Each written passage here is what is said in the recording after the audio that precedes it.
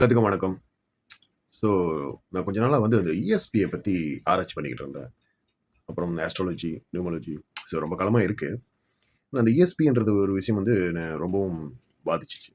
அஜசையோட வந்து வீடியோஸ்லாம் நான் யூடியூப்பில் பார்த்துட்டு இருக்கும்போது அவர் வந்து அந்த இஎஸ்பி பற்றி அவர் சொன்னார். ஸோ நார்மலாக வந்து நம்ம வந்து நான் மட்டும் இல்லை, ரொம்ப பேர் வந்து அவர் ஒரு ஆக்டராக தான் தெரியும். பட் அந்த அவரோட யூடியூப்லாம் நான் ஃபாலோ பண்ணி பார்க்கும்போது தான் தெரிஞ்சது அவர் ஒரு சாதாரணமான ஒரு மனிதர் கிடையாது. ஏராளமான ஒரு விஷயங்களை தன்னுள் அடக்கப்பட்ட ஒரு மனிதர்.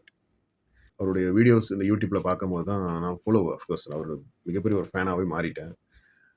ஏராளமான வீடியோஸ் பார்த்தேன். ஆனால் என்னன்னா அவருடைய ஒரு ஒரு வீடியோவும் ஏராளமான விஷயங்களை அவர் இன்டர்வியூ பண்ணி அதை சார்ந்த ஒரு நபர்களை இன்டர்வியூ பண்ணி அவங்க கிட்ட இந்த விஷயத்தை பிடுங்கி நம்ம கிட்ட ஷேர் பண்ணிக்கிட்டு இருந்தாரு. அப்படி பார்த்துக்கிட்டு இருக்கும்போது இந்த இஎஸ்பியை பற்றி அவர் பேசுவார்.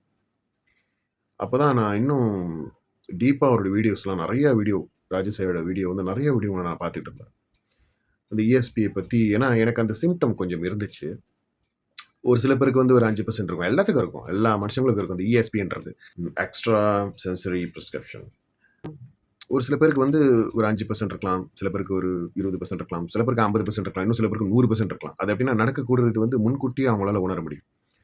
இது வந்து இதை பற்றி தான் நான் அவர்கிட்ட பேசணும், டிஸ்கஸ் பண்ணணும் அப்படின்னு சொல்லிட்டு நினச்சிருந்தேன். ஒரு சில பேருக்கு வந்து 100%லாம் இருக்குது. அவங்களாம் எப்படின்னாக்கா இந்த தீர்க்க முடியாத ஒரு சில கேஸ்லாம் போலீஸ் கேஸ்லாம் இருந்தாக்கா அவங்கள பயன்படுத்தி அது வந்து அந்த கேஸ்லாம் வந்து சால்வ் பண்ணுவாங்கன்னு சொல்லி நான் கேள்விப்பட்டிருக்கேன். எந்த அளவுக்கு உண்மை நமக்கு தெரியாது.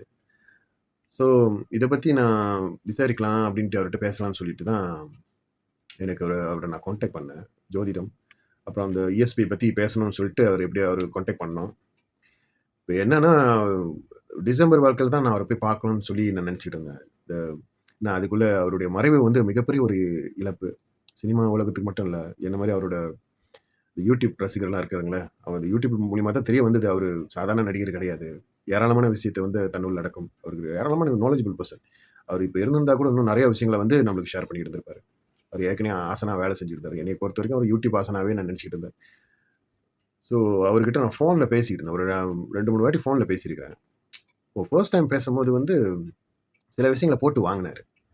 ஸோ அதுக்கப்புறம் நான் செகண்ட் டைமோ தேர்ட் டைமோ எப்படின்னு தெரியல, நான் அவர் ஃபோனில் பேசும்போது நான் ரெக்கார்ட் பண்ணேன். அவர்கிட்ட நான் பேசுகிறேன், எங்களுடைய இந்த உரையாடல் வந்து நான் ரெக்கார்ட் பண்ணேன். ஏதாவது ஒரு மிஸ் பண்ணிடணும் அப்படின்ட்டு.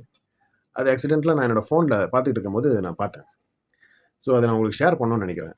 ஏன்னா நான் கூட ஒரு உண்மையான ஒரு ட்ரூ லெஜண்ட் கிட்ட நான் பேசியிருக்கேன்ற போது எனக்கு ரொம்ப சந்தோஷமாக இருக்குது. ஹலோ ஹலோ, வணக்கம் சார். வணக்கம். ராஜேஷ் சாருங்களா? ஆமா. ஒருத்தர் நீங்க இன்டர்வியூ பண்ணீங்க இல்லையா, ஜோதிடரு முருகேசன். தெரியும். அவரு கான்டாக்ட் பண்ண முடியலண்ணே. அவரு எப்படி அவர் பர்சனலா கான்டாக்ட் பண்றது? நேர்ல வந்தாதான் பார்க்க முடியும். ஒரு போன்ல கான்டாக்ட் பண்ண முடியாதா? போனே எடுக்க மாட்டார். ஆமா, போனே எடுக்க ஒரு நாளைக்கு 500 போன் எடுப்பார். அப்படிங்களா? இல்ல பணம் வந்து பிரச்சனை இல்லை. நாங்க மலேசியால வெஸ்டர்ன் யூனியன் மூலியமா கூட நான் ஒரு தட்சணை கொடுத்துருவேன்.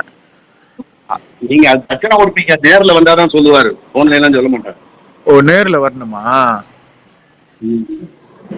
சரிண்ணா. சரிண்ணா. உங்களோட பேசுனது ரொம்ப சந்தோஷம்ண்ணே. வேற யாரும் தெரியுமாண்ணே?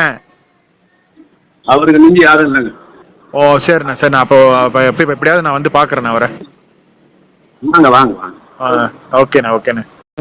கொஞ்ச நாளா அடிக்ட் ஆயிட்டேன். நீங்க பேசுறதெல்லாம் கேட்டு. அது வந்து இவரு நம்ம என்னது இல்ல, நக்கீரன் கோபால். அதான் அந்த சேனல்லாம் ஃபுல்லா பாத்துக்கிட்டு இருப்பேன். நீங்க பேசுறது இந்த இஎஸ்பி பத்தி எல்லாம் பேசிக்கிங்க. அந்த இஃபெக்ட் வந்து எனக்கு கொஞ்சம் இருக்கு சார். அப்புறம் வாங்க, ஒரு நாளைக்கு பேசுவோம். நான் மலேசியால இருக்கீங்க? மலேசியால இருந்து கால் பண்றேன். மலேசியால தானே? நான் இங்க இருக்கேன், இல்ல ஷூட்டிங்ல இருக்கேன். அப்புறம் பேசுறேன்.